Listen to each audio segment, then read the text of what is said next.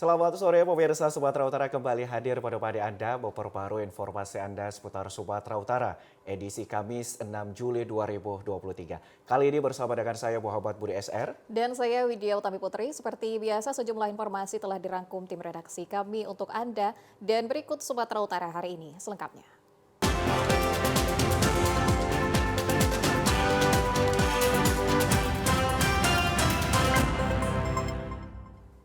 Pemirsa, informasi sore ini diawali dari Kejaksaan Negeri Medan menerbitkan surat pencekalan terhadap konglomerat asal Kota Medan, Mujianto, yang telah divonis 9 tahun penjara dalam kasus korupsi kredit macet. Namun dirinya kabur pasca vonis yang dibacakan Majelis Hakim di Pengadilan Negeri Medan tersebut. Konglomerat asal Kota Medan, Mujianto, melarikan diri usai divonis menjalani hukuman selama 9 tahun penjara dalam kasus korupsi kredit macet yang menyeret dirinya. Mujianto diketahui melarikan diri usai divonis dan kini tak diketahui keberadaan pastinya. Berdasarkan hal ini, Kejaksaan Negeri Medan menerbitkan surat pencekalan terhadap Mujianto. Mujianto sempat divonis bebas oleh Pengadilan Negeri Medan sebelum akhirnya Mahkamah Agung lewat putusan kasasi menganulir atau menganggap tidak sah putusan tersebut. Kasih Intelijen Kejaksaan Negeri Medan, Simon, menyebut bahwa tim Kejari Medan telah mendatangi kediaman Mujianto sebagai tindak lanjut dari putusan kasasi Mahkamah Agung tersebut. Namun Mujianto tersebut telah melarikan diri dan tidak berada di rumah. Status Mujianto ini kita telah melakukan cekal dan DPO, di mana surat dari Kejaksaan Negeri Medan telah melakukan cekal dan DPO yang dikirimkan mulai Kejaksaan Tinggi dan diteruskan kepada Kejaksaan Agung. Ya, jadi kita setelah melakukan cekal, kita langsung monitor rumah dari tersangka terdakwa Mujianto ini. Tidak ada di sana Pak pada saat itu? Tidak ada. Kini Kejaksaan Negeri Medan telah menetapkannya dalam daftar pencarian orang dan menerbitkan surat pencekalan. Kejari mengimbau agar terdakwa kasus korupsi kredit macet tersebut dapat segera menyerahkan diri sebelum dilakukan tindakan tegas. Pemirsa, Kapolri Jenderal Listio Sigit Prabowo merespon soal dugaan transaksi janggal 300 miliar rupiah di rekening AKBP Tri Suhartanto, mantan penyidik KPK. Jenderal Listio Sigit Prabowo juga menyampaikan bahwa saat ini AKBP Tri sedang diperiksa Divisi Propam Polri terkait transaksi janggal tersebut. Pernyataan itu disampaikan usai meresmikan Rumah Sakit Bayangkara tingkat 2 Medan pada Rabu siang. Sebelumnya mantan penyidik senior Komisi Pemberantasan Korupsi KPK Novel Baswedan menyebut salah satu mantan penyidik KPK yang diduga melakukan transaksi hingga 300 miliar. Novel mengatakan transaksi tersebut mengacu pada hasil analisis pusat pelaporan dan analisis transaksi keuangan atau PPATK. Novel menuturkan bahwa nilai transaksi keuangan itu lebih dari 300 miliar rupiah. Dirinya bahkan mendengar terdapat pihak yang menyebut jumlahnya hampir 1 triliun rupiah. Menurut Novel, penyidik tersebut bertugas di KPK pada tahun-tahun terakhir atau di bawah kepemimpinan Firly Bahuri. Kapolri Jenderal Listio Sigit Prabowo saat dikonfirmasi terkait hal tersebut mengatakan saat ini AKBP Tri sedang diperiksa Divisi Propam Polri terkait transaksi janggal tersebut. Kapolri berjanji jika mantan penyidik KPK yang kini menjabat sebagai Kapolres Kota Baru Kalimantan Selatan itu bersalah akan ditindak tegas. Pertanyaan Pak, apa betul AKBP Tri Suhartanto sudah diperiksa Pak? Informasi dia mengatakan sudah diperiksa. Kemudian apa tindak tegas dari Polri Pak? Ya, Propam sedang melaksanakan pemeriksaan. Tentunya nanti kalau memang ditemukan ada pelanggaran, Berarti informasinya sudah diperiksa benar begitu? memang sedang dalam pemeriksaan. Pemirsa, sungguh sangat tragis selama 49 tahun perusahaan pengolahan kelapa sawit PT Amal Tani serobot dan menguasai lahan masyarakat yang berada di Desa Sumberjaya, Kecamatan Serapit, Kabupaten Langkat. Apalagi penyerobotan lahan dilakukan secara paksa dengan menggunakan jasa premanisme. Sejak tahun 1984 silam, lahan masyarakat dengan sertifikat hak milik dari Badan Pertahanan seluas 2 hektar sudah dirampas oleh perusahaan kelapa sawit PT Amal Tani. Penyerobotan lahan oleh perusahaan swasta ini sudah sangat sering terjadi di Kabupaten Langkat, baik yang bermasalah dengan masyarakat maupun pemerintah. Anehnya, permasalahan ini sudah terjadi selama puluhan tahun. Namun jika tidak ada kerabat dari masyarakat, aparat penegak hukum terkesan melakukan pembiaran. Naas bagi PT Amal Tani karena adanya sekelompok masyarakat yang merasa tertindas dan melaporkan hal tersebut ke aparat kepolisian Polres Langkat dan Badan Pertahanan yang langsung turun ke lokasi penyerobotan lahan untuk mengukur tapal batas. Awalnya di lokasi lahan ratusan hektar ini masyarakat menggarap lahan dengan cara membuka hutan dan membuat perkampungan. Namun karena kondisi ekonomi yang pas-pasan, masyarakat hanya mampu membuat sertifikat tanah dengan luas 2 hektar saja.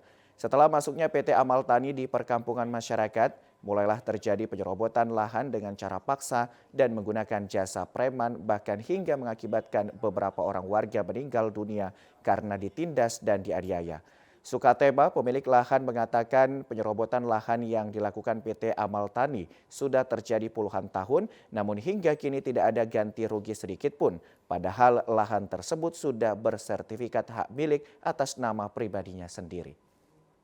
Kami dirampas sama PT Amal Tani, Pak. Caranya begini, Pak. Kami membuka lahan itu dari mulai hutan tua, kan begitu.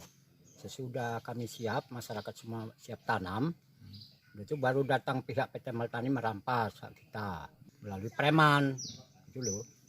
Nah, jadi ya kita ini ya macam mana? Namanya kita masyarakat kan gitu. Jadi kami bermohon sama orang pemerintah lah, macam mana penyelesaiannya. Lahan saya 2 hektar, Pak. Itu suratnya apa itu, Pak? Surat sertifikat, Pak. Sertifikat udah? Ya. Berarti kita megang suratnya ya, Pak? Ya, megang. Ada sekitar ya, kalau menurut dari jiran tetangga kita itu ya ada sekitar 10 orangan, Pak. Masyarakat berharap agar aparat penegak hukum dan pemerintah Kabupaten Langkat agar segera menindak tegas terhadap perusahaan swasta yang kerap menyerobot lahan masyarakat. Viralnya sebuah video di media sosial yang memperlihatkan pesantren di Sumatera Utara melakukan gerakan sholat dengan dipimpin imam seorang wanita memasuki babak baru. Majelis Ulama Indonesia Sumatera Utara membentuk tim guna menginvestigasi apa yang terjadi di pesantren tersebut. Inilah video di sebuah pesantren di Sumatera Utara yang memperlihatkan seorang wanita menjadi imam saat melakukan gerakan sholat. Tersebarnya video ini pun sontak menuai polemik di kalangan masyarakat. Pasalnya belum lama ini publik telah dihebohkan dengan pesantren Al-Zaitun yang mengandung ajaran yang mengandung kontroversi di tengah masyarakat. Viralnya video yang disinyalir dilakukan oleh para santri di Ponpes Al-Kafiah Kabupaten Langkat ini membuat Majelis Ulama Indonesia Sumut melakukan investigasi lebih lanjut agar tak terjadi penyesatan bagi masyarakat luas. Sekretaris Bidang Fatwa MUI Sumut Irwansyah menyebut, saat ini MUI Kabupaten Langkat telah menyerahkan hasil investigasi sementara ke Komisi Fatwa MUI Sumut sebagai tindak lanjut dari viralnya video tersebut. Informasinya yang pertama pimpinannya bersama Sunario alias Mas Karyo. Yang kedua jemaah yang di sana hanya 12 orang. Mereka menamakan diri Padepokan, bukan pesantren.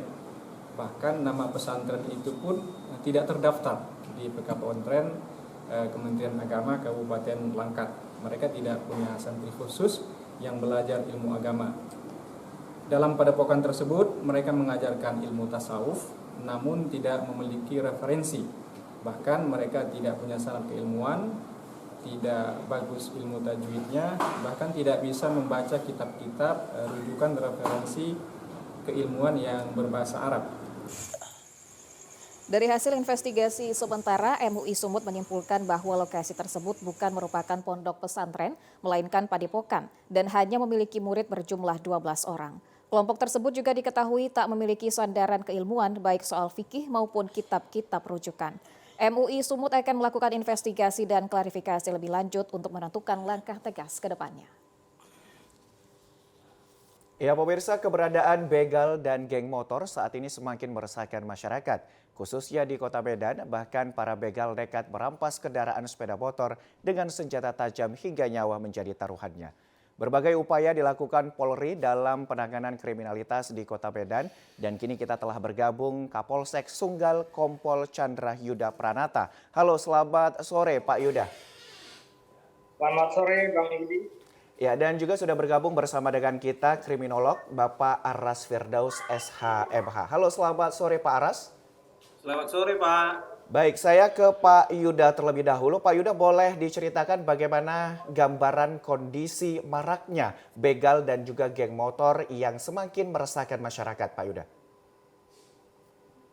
Ya, memang di akhir-akhir minggu ini kita sudah melihat ya banyaknya kejadian yang terjadi di Kota Medan yang berkaitan dengan geng motor, di mana memang geng motor ini sudah sangat meresahkan warga Kota Medan dan kita semua. Mudah-mudahan dengan keterbatasan yang ada, Polri khususnya Polsek Tunggal bisa melakukan tindakan pencegahan pada maraknya geng motor. Ya, begitu Bang. Baik. Baik, kalau begitu saya akan mencoba ke Pak Aras Firdaus, selaku kriminolog yang juga sudah bergabung bersama dengan kita. Pak Aras, kalau dari pandangan Anda seperti itu, maraknya terjadi begal dan kemudian juga geng motor begitu di kawasan Medan dan sekitarnya, apa sebenarnya yang kemudian menyebabkan hal ini marak terjadi di tengah masyarakat? Baik Bu, mungkin ada beberapa faktor sebenarnya. Mungkin yang pertama itu faktor internal, yaitu mungkin norma agama dan juga pendidikan, juga faktor eksternal gitu, faktor ekonomi atau pergaulan lingkungan yang menyebabkan maraknya begal seperti itu. Jadi memang kedua faktor itu memang seperti dua mata sisi yang tak terpisahkan. Jadi itulah mungkin faktor terjadinya begal di Kota Medan seperti itu Bu. Baik, terima kasih Pak Aras. Pak Aras, saya juga ingin bertanya ini Pak Aras. Nah, Ya. dari faktor-faktor ya, faktor internal maupun eksternal ini mana yang paling dominan sehingga yang menyebabkan mereka untuk berani melakukan geng motor dan juga melakukan begal kepada masyarakat? Mungkin salah satunya faktor lingkungan, Pak. Jadi faktor lingkungan itu maksudnya pergaulan antar sesama, teman-teman yang berkumpul gitu kan, tidak melakukan kegiatan-kegiatan positif, berpikir untuk melakukan negatif, juga pengaruh juga mungkin media sosial yang mungkin kurang positif lah bagi anak muda, karena faktor begal ini kan dominannya ini kan kepada remaja seperti itu. Jadi memang faktor lingkungan juga, faktor pergaulan mereka itu yang mempengaruhi mereka ada niat gitu untuk berbuat jahat. Salah satunya itu begal seperti itu Pak. Oke, baik. Kita akan kembali ke Pak Chandra Yuda. Pak Yuda, bagaimana kemudian kolaborasi yang dilakukan antara Polri begitu, antara Polsek Sunggal kemudian juga melibatkan masyarakat ataupun TNI agar kemudian tindakan kriminalitas begal dan geng motor ini bisa dikurangi. Bagaimana Pak Yuda? Ya, memang betul sekali kolaborasi itu sangat penting di dalam supaya pencegahan dan tindakan aksi begal dan geng motor ini, yang mana Polsek Sunggal bekerjasama dengan Forkompimcam Kecamatan dan juga Forkompinda Kota Medan dan juga Kodim 0201 Medan dalam menjaga stabilitas kontibas khususnya di Polsek Sunggal. Kenapa ini sangat penting? Karena memang ketika kita melakukan patroli gabungan yang berskala besar, diharapkan dengan keberadaan kita dapat memberikan efek seperti sini dengan adanya anggota di jalan atau anggota yang berpatroli, meminimalisir niatan-niatan adik-adik kita ini yang akan melakukan tindakan kriminalitas. Seperti itu, Mbak. Baik Pak Yuda, tadi disebutkan ya Pak ya, bahwasannya ada kolaborasi yang dilakukan begitu. Nah, apa upaya yang dilakukan dari kolaborasi tersebut begitu Pak? Upaya yang dilakukan, kita melaksanakan kegiatan operasi tersebut, kegiatan rutin yang ditingkatkan atau KRYD, mana patroli ini setiap harinya dalam 3 waktu. Yang pertama pukul 9 sampai dengan pukul 15, kemudian pukul 17 sampai dengan pukul 22, dan juga pukul 24 sampai dengan pukul 07 paginya. Yang mana Polrestabes Medan juga membentuk program operasi premanisme begal geng motor, terdiri dari 3 satgas. Yang pertama, Satgas 1 ialah patroli, Satgas 2 ialah penyekatan, dan Satgas 3 patroli gabungan. Dalam pelaksanaan program tersebut, Polrestabes Medan membentuk 12 tempat lokasi penyekatan di Kota Medan dan membentuk 3 reorganisasi, Rayon 1, Rayon 2, dan Rayon 3. Kalau Polsek Sunggal berada di Rayon 3 bersama dengan Polsek Deli Tua dan Polsek Medan Helvetia, yang mana Polsek Sunggal melakukan penyekatan di 2 titik. Yang pertama di Jalan Simpang Pemda dan Jalan Orde Baru Desa Mulyorejo samping tol Seismaya. Dengan adanya patroli gabungan dan penyekatan, diharapkan meminimalisir pergerakan adik-adik kita ini untuk melakukan konvoi bersama dan juga melakukan tindakan ke arah kriminalisasi. Seperti itu, Pak. Baik. Pak Ares, tadi sudah disampaikan oleh Pak Yuda bahwasannya upaya yang dilakukan begitu dengan melakukan penyekatan jalan di titik rawan begal, kemudian juga dilakukan patroli seperti itu. Nah, kalau dari pandangan Anda, Pak Ares, apakah kemudian hal ini bisa meminimalisir terjadinya begal dan juga geng motor? Atau dari pandangan Anda ada mungkin upaya lain yang dinilai lebih efektif untuk menekan angka kriminalitas ini, Pak Ares?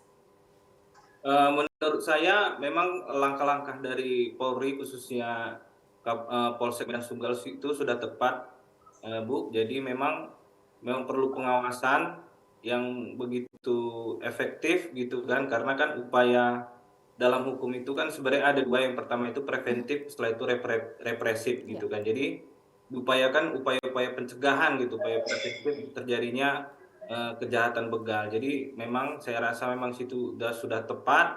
Memang dari data yang saya dapat gitu dari internet khususnya, memang kejahatan begal ini memang terjadi peningkatan hampir 70% gitu. Data itu dari Polrestabes Medan. Memang jadi langkah-langkah seperti ini memang kolaborasi antara aparat penegak hukum dan masyarakat itu memang sangat penting untuk mencegah namanya begal seperti itu. Jadi menurut pandangan saya sebenarnya sudah tepat seperti itu, Bu.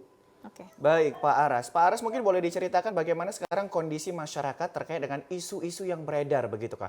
Apakah masyarakat merasa masih khawatir karena sebenarnya sudah ada upaya yang dilakukan oleh pihak dari Polres begitu, Pak? Ya, baik, Pak.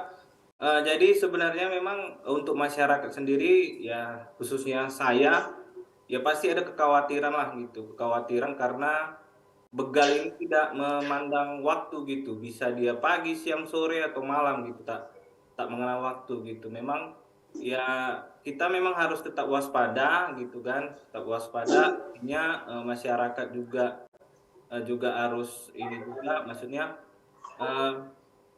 kalau tidak penting gitu kan, ya tidak usah keluar, di rumah saja gitu, terkait mungkin keamanannya seperti itu. Seperti itu dia, Pak. Oke, baik.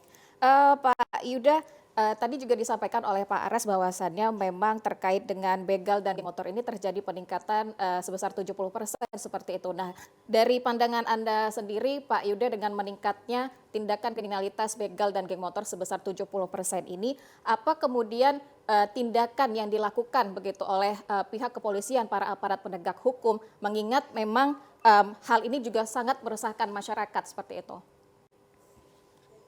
Ya, tindakan yang dilakukan oleh kepolisian untuk menjaga Kamtibmas tetap setiap harinya memang anggota melakukan, khususnya anggota Kamtibmas di dalam wilayah binaannya seperti desa-desa ataupun kelurahan lainnya yang berada di Sunggal, melakukan sosialisasi dan himbauan-himbauan kepada warga masyarakat seperti yang dibilang oleh Bang Aras. Memang betul, kalau misalkan memang tidak penting sekali, memang kalau kita lihat intensitas kejadian itu di jam kecil, yang mana jam kecil itu jam 1 malam, jam 2, jam 3. Kalau memang tidak penting-penting sekali, tidak usahlah keluar rumah.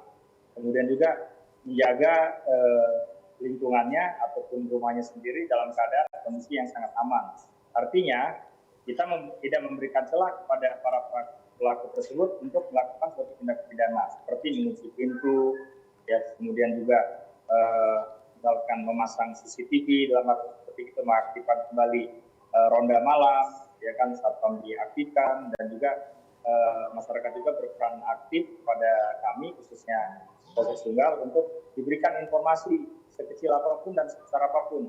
Dalam artian ketika misalkan ada anak-anak adik-adik kita ini berkumpul ataupun melihat banyaknya yang melintas, segera memberikan informasi untuk kita cepat juga melakukan suatu upaya. Karena kalau misalkan masyarakat tidak memberikan informasi setelah saat kejadian, kita pun bukan kewalahan, Mbak. Artinya pencegahan tadi yang dibilang oleh Bang Aras itu seperti bukan terlambat, artinya menunggu setelah kejadian. Kemudian juga upaya yang dilakukan oleh Polsek Tunggal tetap mendatangi sekolah-sekolah terutama SMU dan SMP untuk memberikan edukasi tentang bahayanya geng motor ini, yang mana diharapkan adik kita ini tidak masuk di dalam geng-geng motor itu sendiri. Seperti itu, Mbak. Baik, Pak Yuda. Pak Yuda, ini banyak sekali informasi yang beredar di masyarakat dan juga media sosial bahwa berita antara begal dan juga geng motor ini sepertinya sudah masuk dalam terorganisir oleh oknum begitu, Pak. Ini berita yang sebenarnya seperti apa, Pak? Dari analisa dan pantauan kemudian hasil pengungkapan yang kami lakukan khususnya di Polsek Tunggal, untuk indikasi terhadap oknum tertentu ini tidak ada, Mbak, Bang, yang mana memang mereka itu murni bersifat insidentil dan juga bersifat sesaat. Artinya sesaat dan insidentil itu mungkin seperti Bang Aras mungkin ketahui bahwa kejahatan itu kan N+K, niat dan kesempatan. Artinya ketika ada niat, ada kesempatan, terjadilah tindak pidana tersebut atau begal tersebut. Sampai saat ini saya tidak melihat adanya oknum-oknum tertentu yang membackingi kegiatan begal ini. Jadi informasi seperti itu hoax saja, untuk juga mungkin kita tetap antara TNI dan Polri di sini tetap solid. Baik. Pak Yuda, apakah para pelaku yang diamankan seperti itu sudah sering melakukan aksi begal dan juga geng motor, Pak Yuda? Khususnya di wilayah Polsek Tunggal yang pengungkapan yang kita ungkap, ada beberapa memang yang residivis seperti itu, dan bisa kita lihat mungkin maraknya aksi begal juga dan pencurian kendaraan bermotor, bisa kita lihat bahwa para pelaku tersebut telah kembali lagi kepada masyarakat. Nah, inilah pentingnya peran serta warga masyarakat di sini, khususnya keluarga yang memang anggota keluarganya mantan ataupun ex narapidana tersebut, ketika kembali kepada masyarakat harus bukan diawasi ya, harus benar-benar dijaga dengan ketat. Karena kalau misalkan memang dia seperti itu, Mbak, yang kita lakukan pengungkapan, memang dia melakukan tindak kejahatan tersebut. Seperti itu, Mbak. Baik, Pak Yuda. Pak Yuda, mungkin sebagai penutup ya, kira-kira apa yang ingin Bapak sampaikan kepada masyarakat agar terhindar dari begal dan juga geng motor, harapan dan juga pesan untuk masyarakat, Pak? Harapan saya, insya Allah Kota Medan ini kembali seperti kota yang aman, tentram, dan damai, yang mana aktivitas masyarakat seperti yang Bang Aras tadi sampaikan, tidak merasa cemas, tidak merasa takut. Kita juga harus bangkit daripada situasi ini untuk sama-sama memberikan aktif kepada kita semua di sini. Kemudian juga himbauan kepada warga dengan Bang Aras tadi sampaikan, kalau memang tidak penting sekali, tidak usah keluar, tetap stay at home, tetap di rumah. Kemudian juga sekecil apapun bentuk informasi, segeralah sampaikan kepada kami. Karena kami juga merasa sangat terbantu ketika warga berperan aktif atau berkolaborasi untuk memberikan informasi dan juga peran serta untuk mengatasi aksi begal dan geng motor ini. Baik, kita ke Pak Aras. Pak Aras, singkat saja apa himbauan yang ingin Anda sampaikan, Pak Aras, untuk masyarakat dan tentunya pemirsa TVRI. Silakan, Pak Aras. Yang pertama, pengawasan dari keluarga, pencegahan lah, upaya preventif untuk jangan terjadinya kejahatan-kejahatan yang dilakukan adik-adik kita.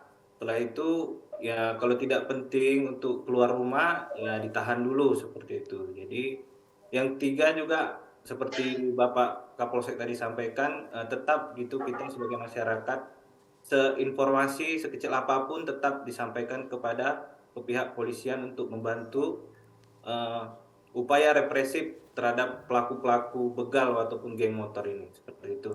Baik, terima kasih Pak Aras dan juga Pak Yuda. Sekali lagi kami mengucapkan terima kasih sudah berbagi informasi begitu ya Bu ya terhadap seluruh masyarakat. Ya, sekali lagi terima kasih. Selamat sore Pak Aras dan juga Pak Yuda. Ya, selamat bertugas kembali Bapak-bapak. Selamat sore. Ya baik, pemirsa, informasi selanjutnya akan kami hadirkan setelah pariwara berikut ini. Tetaplah bersama kami di Sumatera Utara hari ini.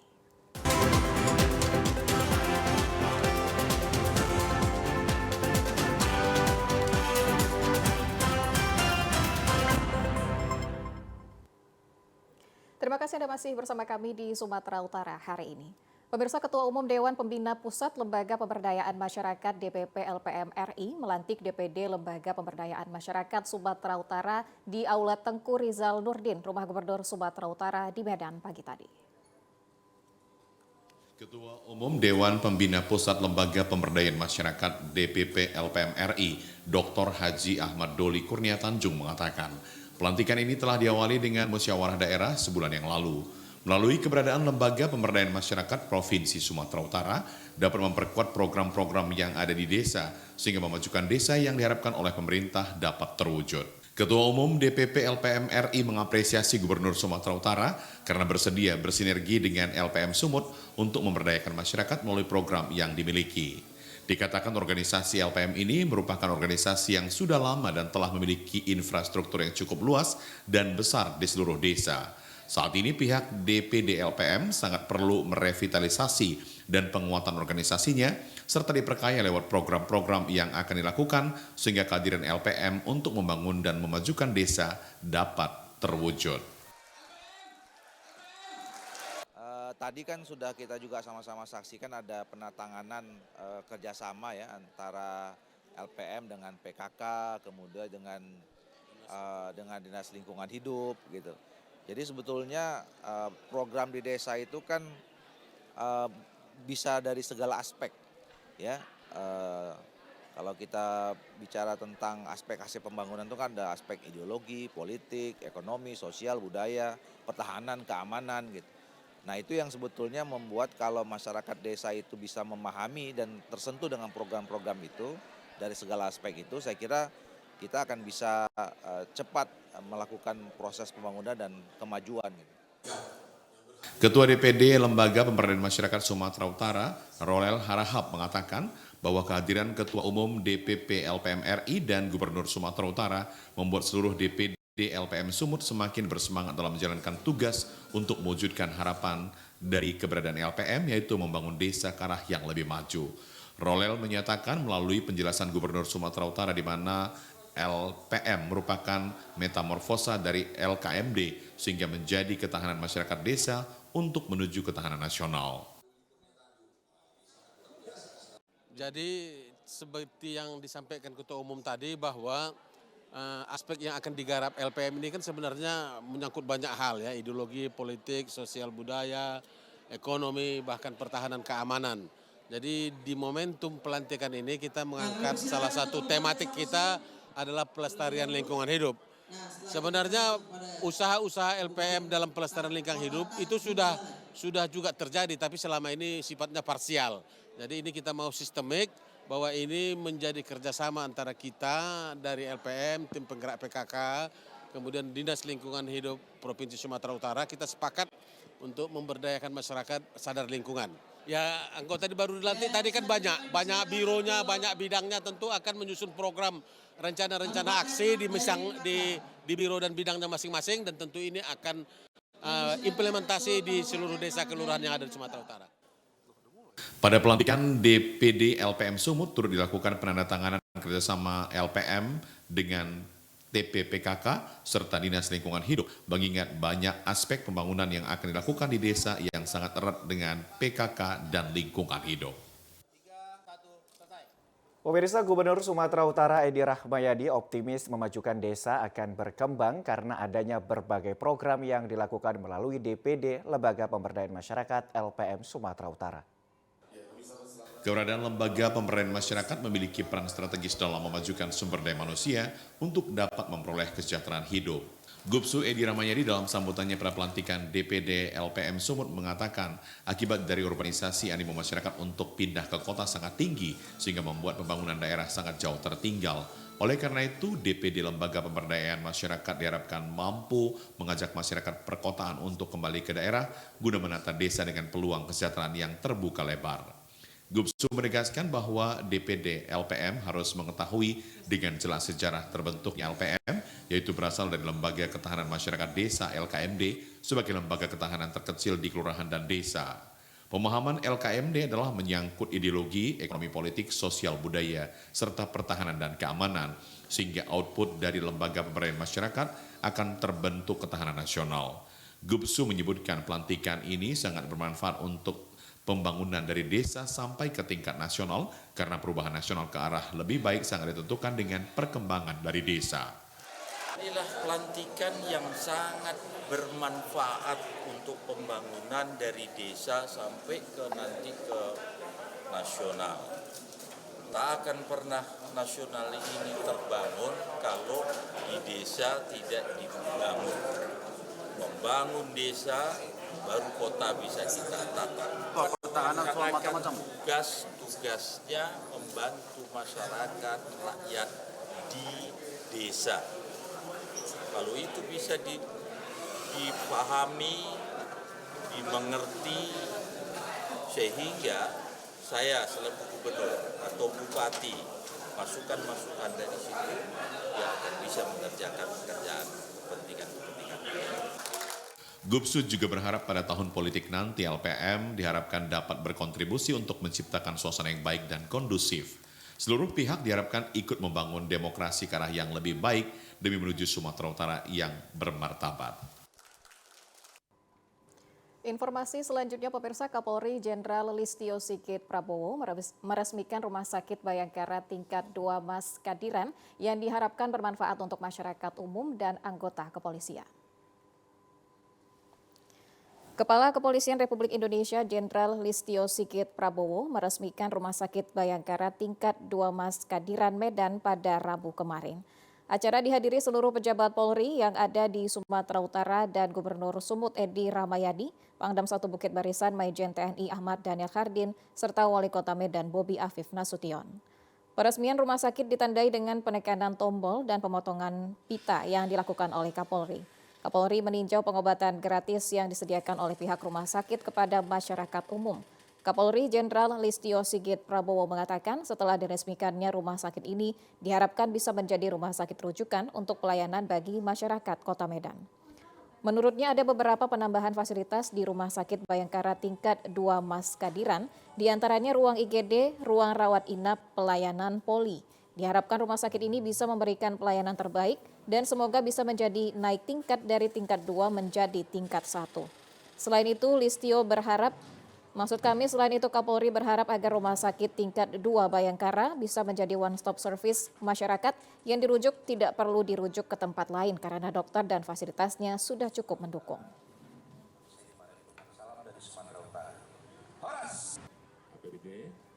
Dan juga rumah sakit tingkat 2 Mas Kadiran baru saja direnovasi. Ini merupakan salah satu rumah sakit yang kita harapkan juga bisa menjadi salah satu rumah sakit rujukan untuk pelayanan tidak hanya anggota namun juga masyarakat yang ada di Kota Medan atau Sumatera Utara. Ada beberapa penambahan fasilitas tadi kita cek, mulai dari penambahan ruang IGD, kemudian penambahan ruang rawat inap. Jadi saya kira dengan luasan yang ada, ini bisa terus diekspan.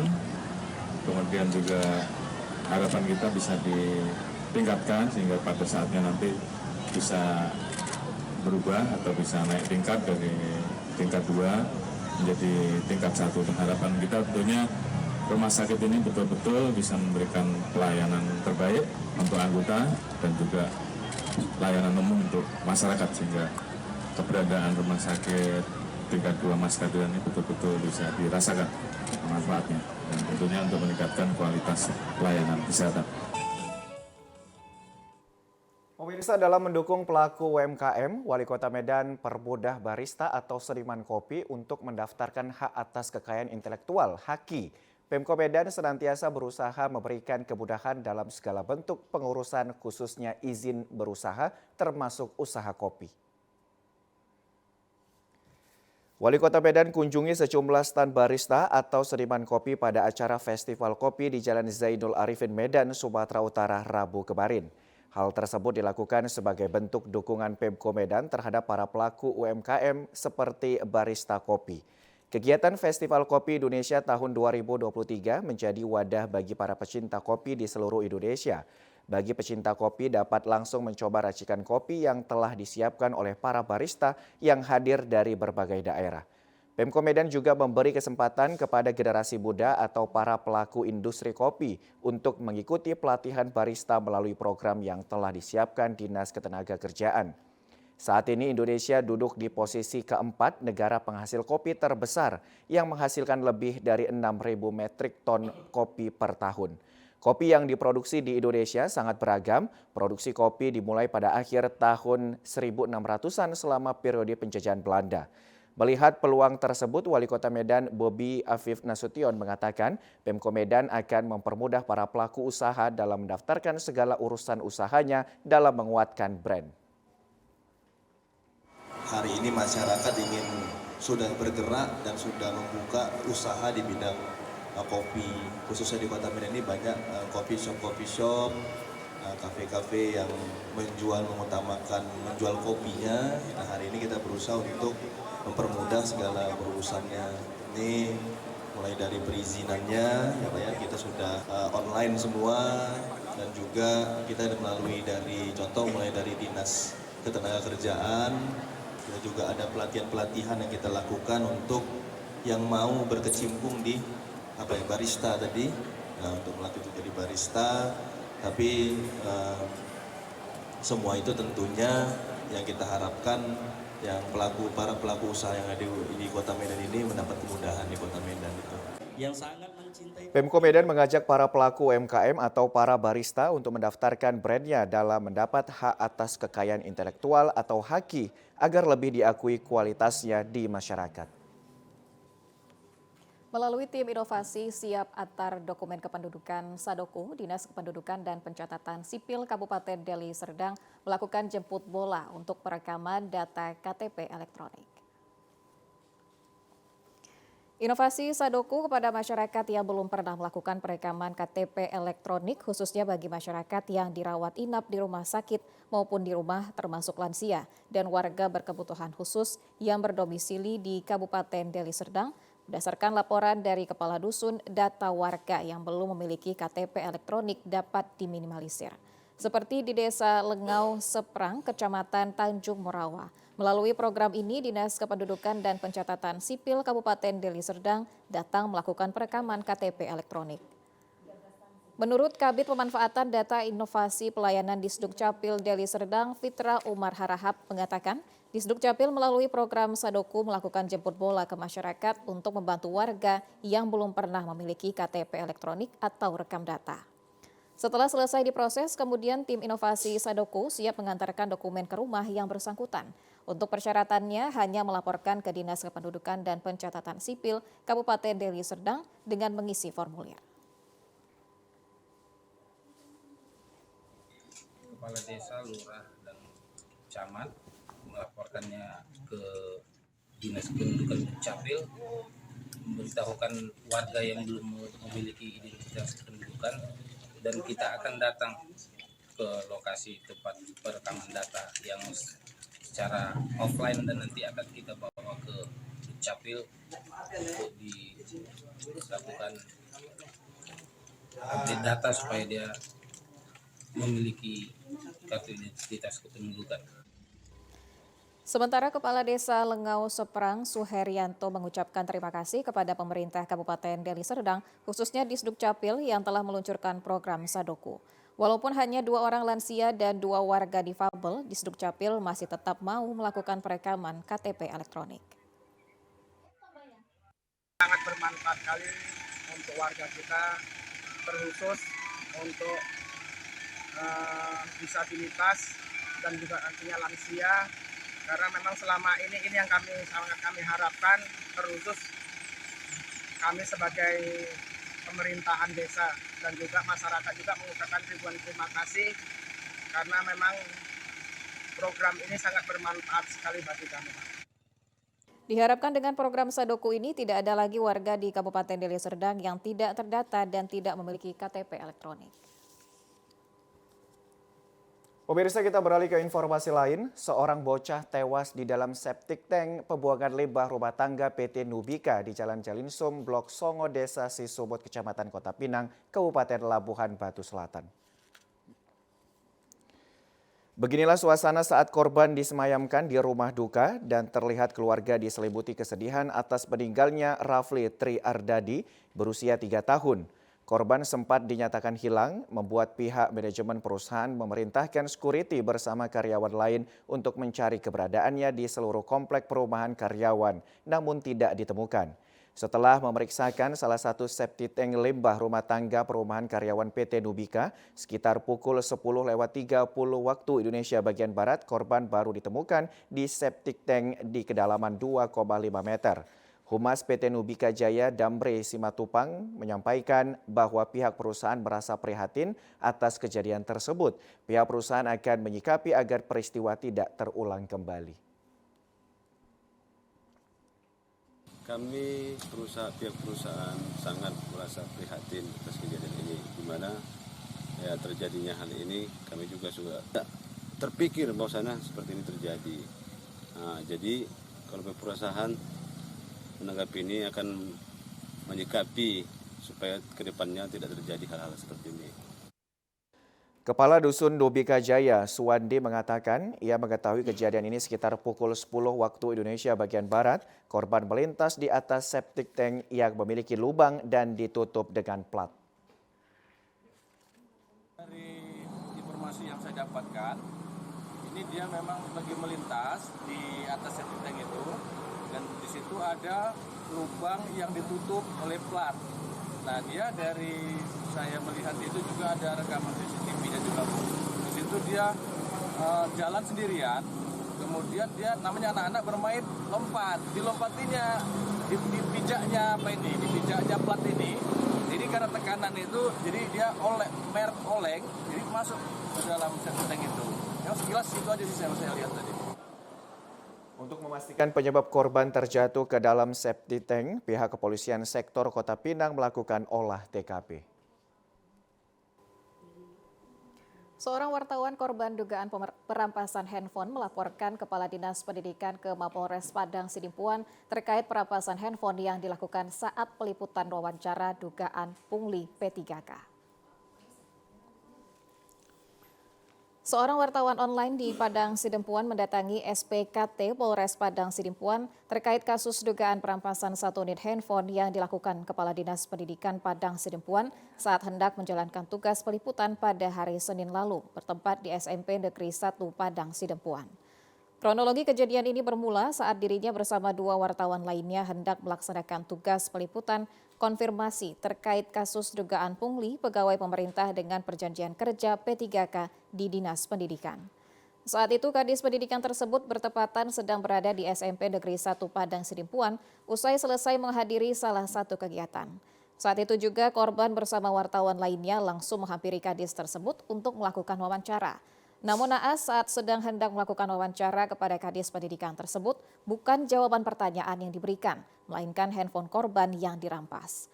Tak terima dengan perlakuan Kadis yang arogan dan menghalangi tugas jurnalistik, wartawan tersebut akhirnya melaporkan ke Mapolres Padang Sidimpuan dan didampingi beberapa wartawan berbagai media. Mintakan dari pimpinan redaksi untuk peliputan terkait kasus dugaan pungli P3K yang ada di Dinas Pendidikan Kota Padang Sidimpuan.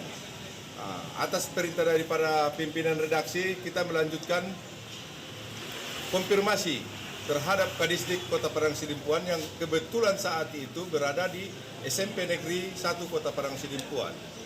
Setelah kita lakukan konfirmasi terkait kasus dugaan pungli P3K terhadap Kadisdik Kota Padang Sidimpuan yang bernama Muhammad Lutfi Siregar, beliau langsung merampas alat kita sebagai jurnalis berupa HP dari tangan kita sendiri. Dan beliau setelah merampas, itu langsung memberikan kepada stafnya, bukan kepada kita. Atas itu, saya selaku jurnalis merasa keberatan atas sikap arogansi yang dilakukan oleh Kadisdik Kota Padang Sidimpuan ini. Pemirsa, kondisi jalan yang menurun serta kurang hati-hati membuat truk tangki tidak dapat mengendalikan laju kendaraannya. Akibatnya truk terbalik dan ratusan warga berebut mengambil tumpahan minyak goreng dari truk tangki yang terjungkal ke sungai. Kecelakaan lalu lintas yang melibatkan truk tangki dengan nomor polisi BK8230BM terjadi di Jalan Lintas Sumatera, Desa Payapasir, Kecamatan Tebing Syah Bandar, Serdang Bedagai. Posisi truk tangki yang terjungkal dengan posisi di bawah dan tangki di bagian atas membuat muatan berupa minyak goreng tumpah. Peristiwa tersebut dimanfaatkan warga untuk menampung minyak goreng yang keluar dari truk tangki dengan menggunakan kantong plastik, ember, dan jerigen. Polisi yang berada di lokasi pun mengimbau agar warga tidak mengambil minyak goreng dari truk tangki yang mengalami kecelakaan tersebut. Salah seorang saksi mata, Khairul Sulaiman, mengatakan kecelakaan bermula saat truk tangki bermuatan minyak goreng datang dari arah Kota Kisaran menuju Kota Tebing Tinggi. Setibanya di lokasi kejadian yang merupakan jalan menurun, truk tangki menabrak bagian belakang dam truk yang ada di depannya.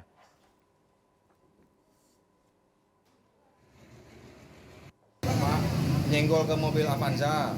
Dalam mobil Avanza itu satu keluarga. Tapi dia belakangnya aja, belakang sebelah kanan aja yang lecet-lecet. Setelah nyenggol itu baru dia nyemplung ke aliran sungai. Jadi supir tangkinya dibawa mana? Supirnya tadi ada yang bantu orang asli tadi, dikeluarkan dari kaca depan, dibawa nih mobil box, mobil pickup, bawa ke rumah sakit. Tapi kita kurang tahu ke rumah sakit mana. Dari arah mana bang truknya bang? Dari arah Tanah Besi. Dari Kisaran berarti ya? Dari arah Kisaran mau arah ke Tebing. Arah ke Tebing ya? Dia nabrak truk belakangnya dam truk.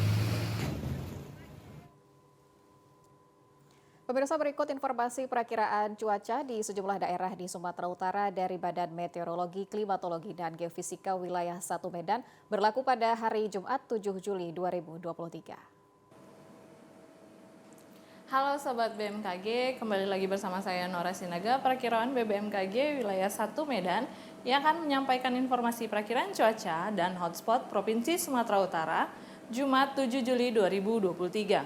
Pada pagi hari wilayah Sumatera Utara diperkirakan berawan dan berpotensi hujan ringan hingga sedang di wilayah Deli Serdang, Serdang Bedagai, Simalungun, Asahan, Batu Bara, Labuhan Batu Utara, Labuhan Batu, Tapanuli Utara, Toba, dan Tapanuli Selatan. Untuk siang hingga sore hari berpotensi hujan ringan hingga sedang di sebagian besar wilayah Sumatera Utara. Dengan potensi hujan sedang terjadi di wilayah Tapanuli Tengah, Humbang Hasundutan, Sibolga, Tapanuli Utara, Tapanuli Selatan, Padang Sidempuan, dan sekitarnya. Untuk malam hari wilayah Sumatera Utara masih berpeluang hujan ringan hingga lebat dengan potensi hujan lebat terjadi di wilayah Tapanuli Tengah, Sibolga, dan sekitarnya. Untuk dini hari, wilayah Sumatera Utara diperkirakan berawan.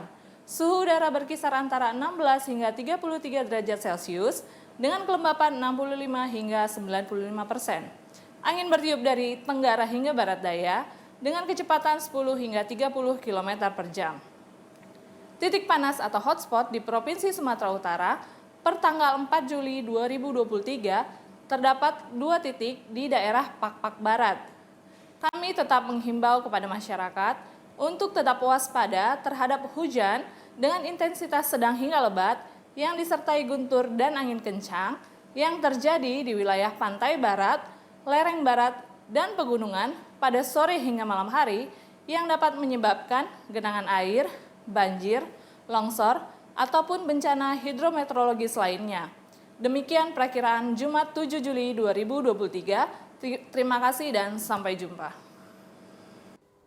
Ya pemirsa, informasi tadi menutup perjumpaan kita pada program Sumatera Utara hari ini. Saya Muhammad Budi SR. Dan saya Widya Utami Putri pamit undur diri dari hadapan Anda. Terima kasih, selamat sore. Dan sampai jumpa.